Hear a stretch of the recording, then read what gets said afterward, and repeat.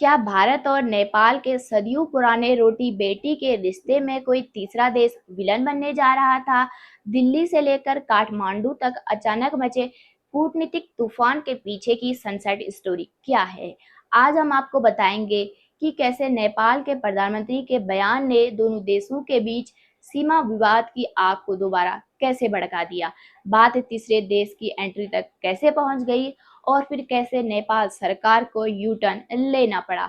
अगले 5 मिनट में बिना किसी लाग लपेट के पक्के फैक्ट के साथ समझिए भारत नेपाल बॉर्डर का पूरा सच और भारत नेपाल का पूरा इतिहास।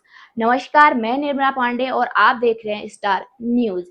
विवाद की शुरुआत हुई नेपाल के प्रधानमंत्री बालिन शाह के दिए गए एक चौंकाने वाले बयान से। बालिन शाह ने कहा कि प्रधानमंत्री बनने के बाद मुझे एक हैरान करने वाला सच पता चला कि सिर्फ भारत ने ही नेपाल की जमीन पर कब्जा नहीं किया है, बल्कि कई जगहों पर नेपाल ने भी भारत की जमीन पर कब्जा करके रखा हुआ है।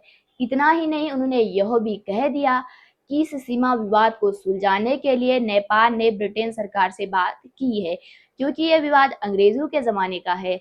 बालिन शाह के मुंह से तीसरे देश यानी ब्रिटिश सरकार का नाम सुनते ही भारत ने तुरंत कड़ा रुख अपनाया। भारत के विदेश मंत्रालय ने साफ और दो टूक शब्दों में कह दिया, बस यहीं पर रुक जाइए। सीमा का मुद्दा सिर्फ और सिर्फ भारत और नेपाल के बीच का द्विपक्षीय मामला है और इसमें किसी भी बाहरी ताकत या तीसरे देश की मध्यस्थता की कोई भी जगह नहीं है। भारत का कड़ा रुख और खुद नेपाल के अंदर विपक्ष पार्टियों का भारी विरोध देखकर पीएम बालिन शाह की सरकार बैकफुट पर आकर खड़ी हो गई। इसके बाद आया नेपाल सरकार का बड़ा यू टर्न। नेपाल के विदेश मंत्रालय ने तुरंत एक आधिकारिक सफाई जारी की।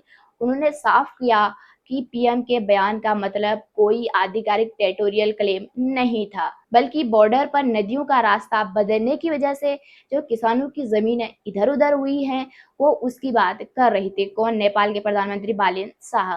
नेपाल सरकार ने साफ किया कि भारत के साथ सीमा विवाद का समाधान केवल और केवल आपसी बातचीत, ऐतिहासिक संधियों और मौजूदा द्विपक्षीय तंत्र से निकाला जा सकता है। किसी तीसरे देश की इसमें कोई भी जरूरत नहीं है। अब जरा उस भूगोल को समझिए जिस पर यह बहस पूरी तरह से टिकी हुई है। भारत और नेपाल के बीच करीब 1751 किलोमीटर लंबी खुली सीमा है। यह सीमा भारत के 5 राज्यों को छूती है। वो कौन कौन से राज्य हैं? वो है उत्तराखंड, उत्तर प्रदेश, बिहार, पश्चिम बंगाल और सिक्किम। दोनों देशों के बीच सदियों से नो वीजा सिस्टम है, जिससे लोग बिना किसी रोक टोक के आते जाते रहते हैं। दोनों देशों के बीच सीमा विवाद की जड़ें 210 साल पुरानी हैं। इसके 3 बड़े पड़ाव हैं। साल 1816 में सुगौली की संधि हुई। ब्रिटिश ईस्ट इंडिया कंपनी और नेपाल के बीच हुई इस संधि में महाकाली नदी को सीमा माना गया। लेकिन नदी की शुरुआत कहाँ से होती है, इसे लेकर दोनों देशों के दावे अलग हैं। भारत नदी की शुरुआत काला पानी से मानता है, जबकि नेपाल पीछे लिम्पियाधुरा से मानता है। फिर साल 2020 में नया नक्शा विवाद आता है।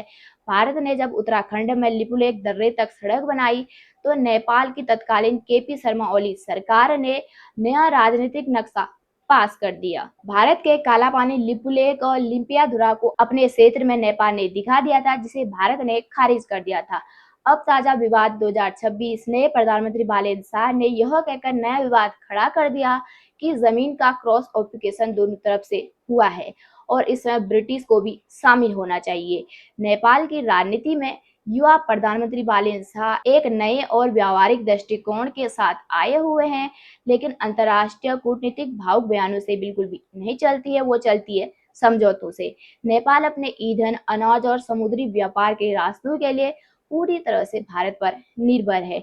यही वजह है कि बयान पर मचे बवाल के बाद नेपाल सरकार ने तुरंत डैमेज कंट्रोल किया और वापस पुराने कूटनीतिक रास्ते पर लौट आई। नेपाल सरकार की सफाई से फिलहाल तो यह कूटनीतिक तूफान शांत हो गया है, लेकिन सवाल वहीं पर खड़ा है। क्या युवा पीएम बालेन शाह का यह नया अंदाज भारत नेपाल संबंधों को बातचीत के एक नए टेबल पर लाएगा या फिर रिश्तों में नए पेचीदा बढ़ाएगा? हमारी नज़र बनी रहेगी, क्योंकि कूटनीति की ये कहानियाँ इतनी जल्दी खत्म नहीं होने वाली हैं। आपकी क्या राय है कमेंट बॉक्स में ज़रूर रखें। बाकी देश दुनिया की सभी खबरों को सबसे पहले जानने के लिए हमारे चैनल को सब्सक्राइब कीजिएगा। वीडियो अच्छी लगी तो अपने फैमिली फ्रेंड्स के साथ शेयर जरूर कीजिएगा। धन्यवाद।